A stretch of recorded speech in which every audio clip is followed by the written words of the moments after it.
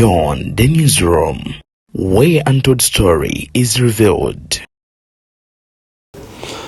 Magye wa UPDF Wuuno Kawangamudde bino byewuunyisa munnange ate era njagala okutegeeza nti atannafa teyeevuma nsi eno naye ate munnange n'okutambula kulaba kyokka ate mwattu gy'okoma okukula gy'okoma okulaba ebyeneena. Kakati nate ye musajja mukulu munyagwa okwambalira Bobi Wine byewuunyisa nabyo. Ebuvanjuba nebugwanjuba ewaka wasigala we wasinga. Beyond the newsroom gwe mukutu ogukuleetera ekyo ekisinga katiranga naffe ng'oyita ku noti 771 453 688 ne noti 744 26 45 na bino bikulu tetulanga bafere tetulanga basawo ba kinnansi n'abagwa mu kkoowa eryo mwebale kutuwagira. Thank you.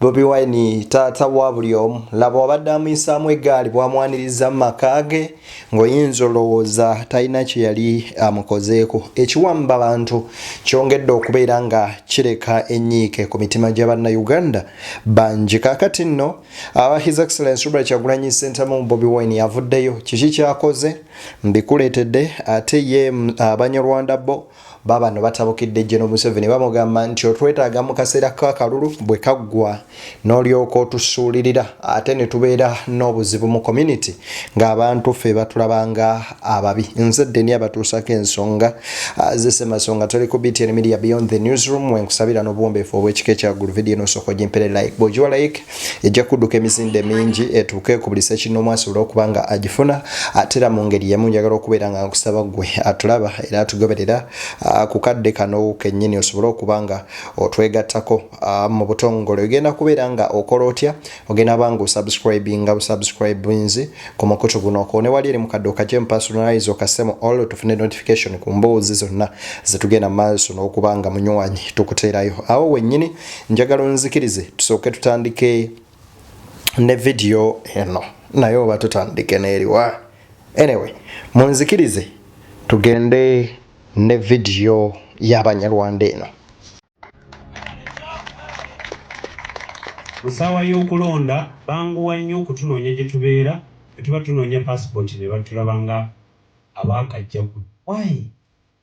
Imagine, I think taata yafa 1992 nga tuyigomba nayina emyaka 6 naye ebudde obwe yayina emyaka 12 yanzaala mukali emyaka gyonna ng'abeera mu Uganda. Bwe ngenda mu internal affairs really ne batandika otunuulira ennyindo ne face fena tumale kubeera babi tulyoke tumanyi tulaba Uganda.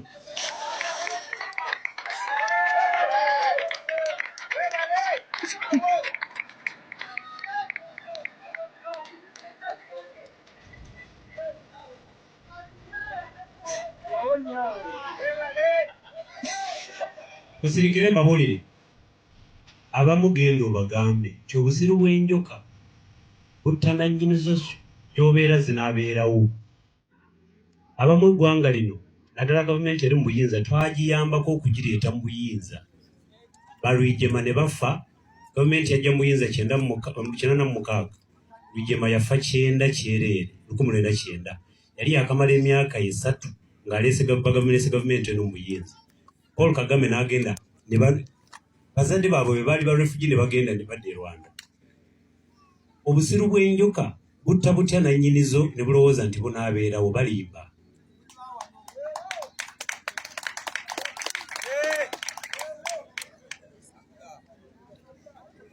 Abanyarwanda nabo si basanyufu bagamba nti gavumenti eno ebakozesa weebeetaagira kyokka mu kaseera nga bo bagyetaaze tebabeererawo. Bwe batuuka mu kunoonya passport mwattu babonaabona bubonyiibonyi. Kyokka ng'ekyewuunyisa mu kaseera k'akalulu babeera munnange bo be batwalanga abantu era ne babatijjisa. Kyokka kyannaku mu mbeera ya bulijjo bawalirana n'abantu abalala nga bagamba mwe muli mu buyinza olw'akakundi ak'abantu abatini akagenda mu maaso n'okukinakina ku Bannayuganda.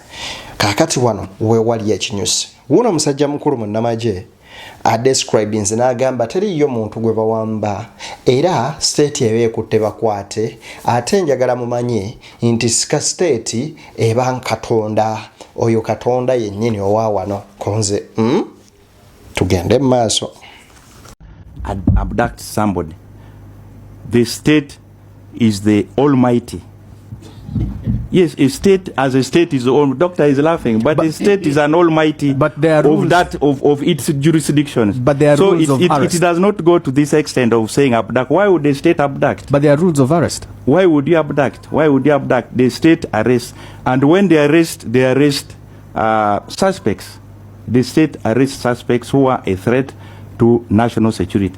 And that's what I was telling you. Who are some of these suspects? Who are some of these suspects?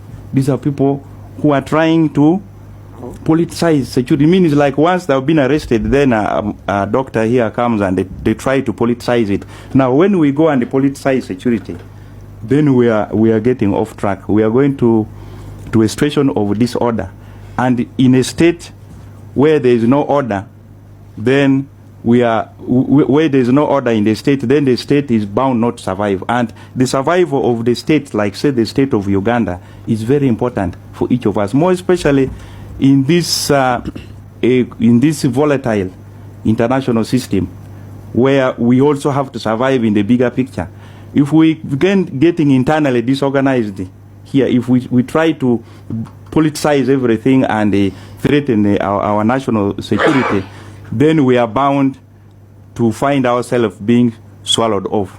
As I told you earlier on, our national security is a constant, but national security is just about order and survival of the state. In the international... Omwami ono ayogedde ebintu bingi. Naye okusinziira ku ssemateeka agamba ekitongole eky'ebyokwerinda ekyo kijja kubeera nani partisan, tekirina kwenyigira mu byabufuzi oba okuwagira yadde ekibiina ekimu bwe kiti, wabula bajja kubeera independent, baweereze bannayuganda, bakuume bannayuganda n'ebyabwe. Ne kaakati bw'okeera ku makya n'ogamba bulungi nti the state is the almighty. The almighty has a right either for you to breathe tomorrow or not. One. Kati bw'owuliriza ebigambo ng'ebyo osooka n'oddako mu kati n'ogamba Uganda eraga ludda wa? Omwami ono akugambye nti tewaliiwo kye bayita kuwamba abantu wano. There is no abductions. That's what they call an arrest. Nti bano bakwatibwa kusibwa the suspects abateeberezebwa era bagenda mu mbuga z'amateeka okulaba nga oludda oluwaabi lukakasa nti ddala bano balina emisango gye bakolaki gye bazza. So teri gwe bawamba wano oba teri gwe babuzaawo, wabula bonna baba bakwatiddwa bukwatibwa. Kakati awukana lwe wamumbuuliza ekibuuzo nti tewaliiwo engeri ennambika emateeka gye baba balina okukwatamu abantu. Okusooka 1. Mu mateeka amatuufu omuntu yenna bamusamoninga ne bamuwandiikira. Ekyokubiri, omuntu osobola either basobola ofulumya arrest warrant oba si ekyo police nekwata omulimu gwayo negenda okwata omuntu ono ate ne beeyanjula. Tekikyaliwo bakusanga ku kubo ng'otambula ne bakupakira mu primo oba drone oba ki nga tekulina number plate ne bakubuzaawo ne bakutwala. Kati awo Uganda weetuuse. Kati njagala nkuwe ku eno video wamma ate naawe weerabireko omanye wa wetuli ku kadde kano kennyini wuliriza bulungi. Sometimes driving numberless cars and then you disappear for a week, 2 weeks, a month, and then you appear in court. And when you appear in court, everybody wants us to assume that now that's where your case starts. The courts, you can see how hopeless and helpless they are. I think if you look at the case of Ed Mutwe, who is basically kidnapped and tortured and the torturer is there announcing on social media that I am the one who is holding this person and torturing him, and the person appears in court, and the rules, the human rights enforcement rules basically prescribe that if a suspect appears in court and has been tortured, you as a judge, the only decision you are supposed to make is to release that person. Omwami ono ajjayo bulungi ekintu kino. Eno shono lwakuba ebadde abantu bakulu nga tewali interveninga munne. Akugamba nti wano wetuli kwe kubeera nga bakeera ku makya ne bakwata omuntu n'amuwama nga edi mutwe ne bamutulugunya n'omutulugunyi n'agamba nti nze mulina nze mutulugunya kati gw'ogambira wanti emirembe wegireeta gye baluddawa awo.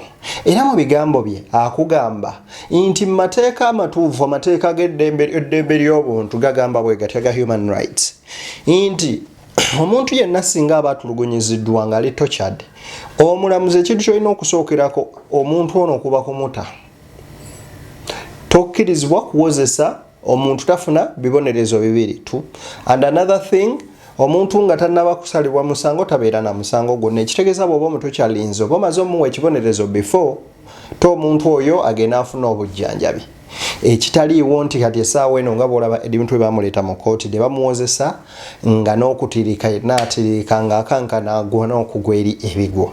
Agamba nti ebikolwa ng'ebyo si birungi yadde akamu n'akeddagala. But all of a sudden, a person who should be going to hospital is then remanded. That shows you the hopelessness and the helplessness of the judges that have to deal with these cases. Because at the end of the day, we need to understand that we are dealing with human beings. We are dealing with Ugandans. The problem is that when these institutions and these officers of security are dealing with the politics, because I think the challenge that our army, our police, our intelligence, they have been co-opted into the NRM political game. So basically, they are being asked to do things that are supposed to be done by politicians, and that's where they will continue probably messing up and making mistakes, because I think what they are doing is a big mistake, and it's a danger for this country. In a bit, we'll also talk about the charge sheet where it carried illegal drilling, and why now. Alina kubeera nga ateebwa ng'agenda kubeera nga aweebwa bujjanjabi so si kumussa mu nkomyo. Naye n'agamba yali so surprise okulaba nga Eddie Mutwe gwe baatulugunya ekifo ky'omuwa obujjanjabi nga kooti eri mumuwozesa n'emala n'emuteeka ku remand. N'agamba ndowooza oyinza olaba how hopeless the judiciary is. Agamba nti oyinza okulaba butya mwenna ekigambo hopeless mukimanyi. Omutali ssuubi oba obutabamu n'amakulu yadde n'akamu n'akeddagala mu kitongole ekiramuzi nti omuntu agendayo naye nga talina ssuubi nti anaafunayo obwenkanyo. Sinzira ku bigambo by'omwami ono nga bw'abyogedde. Anyway, kaakati njagala nkuwe video eno naye nga sinnagikuwa. His Excellency Robert Kyagulanyi Ssentamu avuddeyoko naye nga yeemulugunya ku kintu kimu ekyokubeera nga ebitongole ebyokwerinda ebirina partisan okuba nga ate byetaba butereevu mu politics. Ng'omwami oli kyagamba nti olaba nga ebitongole bino byayenyigira mu nsonga za NRM mwezi bitandikoze eki mwe bitandibadde. Wuliriza. Bobi Wine yagambye bw'ati, a UPDF truck captured today in Kampala ferrying people who are usually paid to attend NRM events. Although the law categorically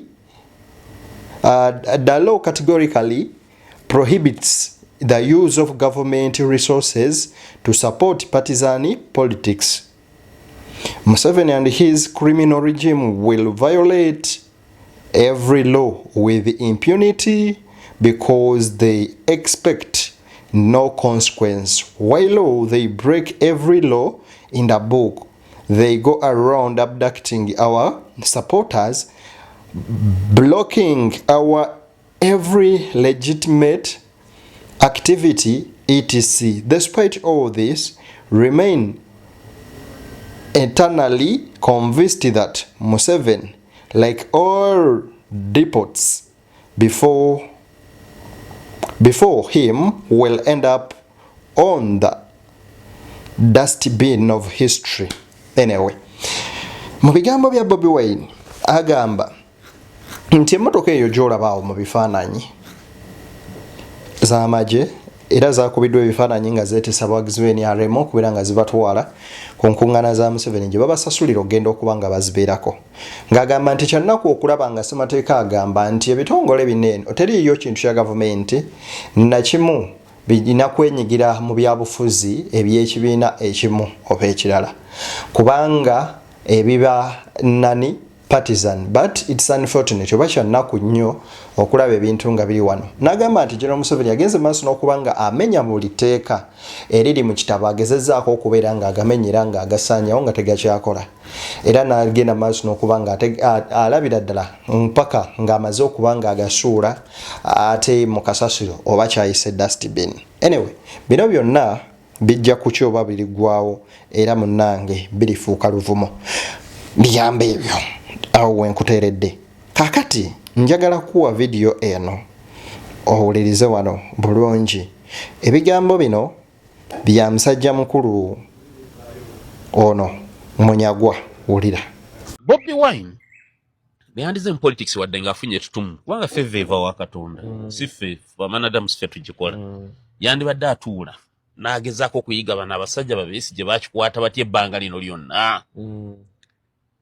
Kati ye Bobi Wine yasooka n'akola ensobi zaali bbiri. Ensobi esooka n'agiraba Arua lwe bata driver we naliyo.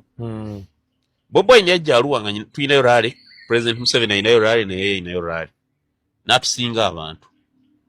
Muyimbi biki n'atusinga abavubuka. Bobi Wine bwe yafuna abavubuka nga bangi n'alowooza ku bino bye bakola ebyabwe ebyabayimbi bakolanga ne baka miliyoni. N'abavubuka tugenda tuyise mu bulaale buli eggaali. Yasoka kuyita mu kaffe ne Besigye n'akayuwa. Buka ne babba ebintu by'abantu awo yajjanga bono mbalaale y'omuntu n'agiyitamu. Bw'akwata eri ayolekedde wali Museveni. Besigye na dokumenya kwa. Magye tuve wano. Ng'omusajja omukulu. N'amanya nti ono mwana kyatukoze wano. Bw'akikola eri tawona. Sirabanga ko Besigye ng'ava ku rally speed gye yavaako. Arua. Nimuka doctor, must have a process. Watch out! Let us go. Tuba tulinga abafuluma Arua ne mpulira amasasi nga galinye enkuba.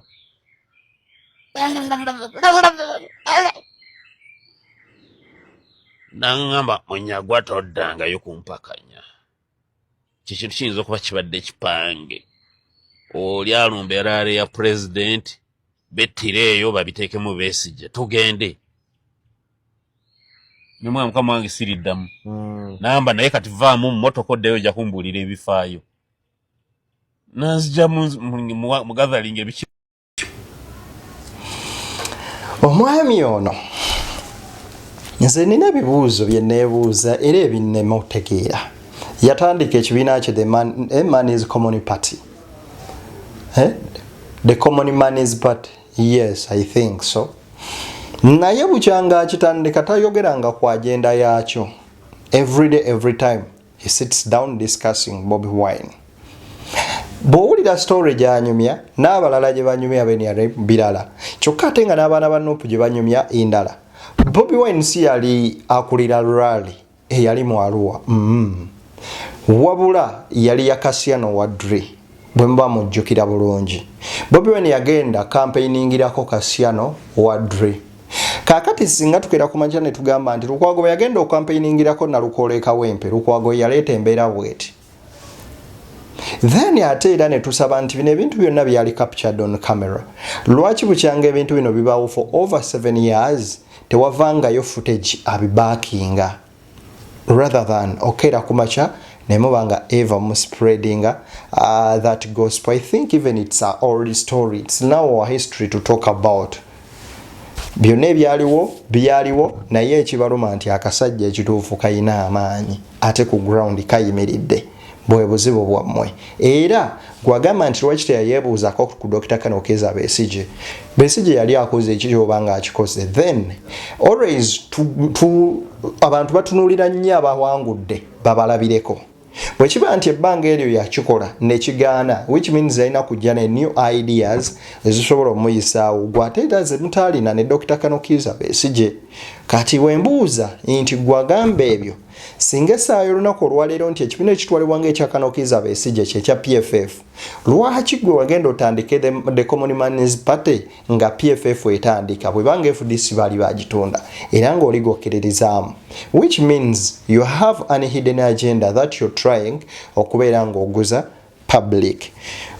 Bobi Wine ayina ebintu byagenda maaso n'okuba ng'akola bambi n'omwewuunya. Omwana ono Sami yavaayo n'amuyisaamu eggaali, ebigambo byali bingi. N'olwavudde mu ddwaliro ng'ateredde yakulubbesa maama we mpola mpola. Bambi maama we nno omukyala mulokole era musumba mulamba, naye omwana yeddalu lyalina lyeringi. Bw'atyo bwe yamututte wa Bobi Wine ne bamusinkana era byabaddewo ebiti.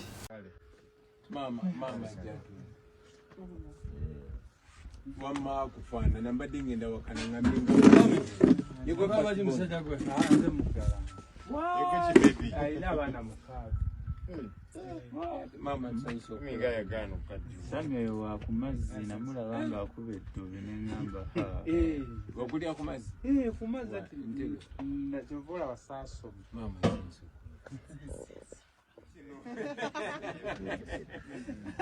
mama wewe tuzaina msajja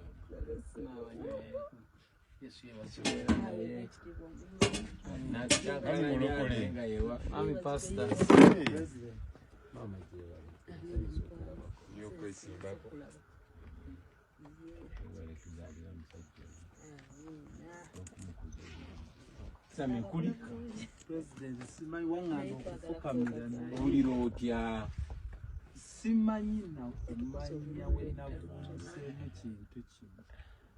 Kyawa yalingiddwa waya musulo guguno gujjudde naye enkola gye bankozeeko musawo magezi ow'ensambya we natuuka nafunye omukisa namugamba ekintu pulezidenti asindise ebipapula bibyo byenziza entambula nabyo ndirwedde kulongoosebwa nembimuteera ku mmeeza era teyaddamu olwakebera ekifaananyi kye nakolera ku muntu n'agambirawo omukulembeze asobola operation eno Saja ita psikolopisi simanye ya computer eyo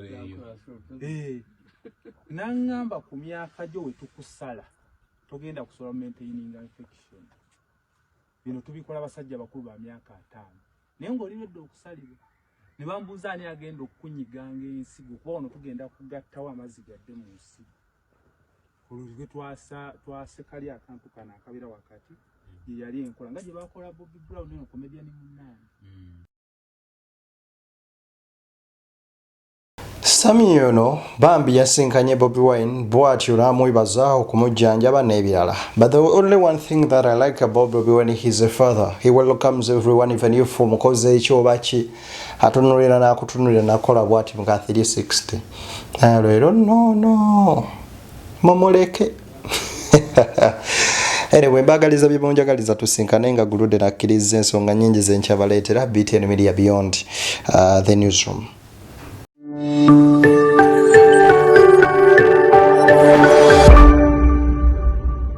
Beyond the Newsroom, where untold story is revealed.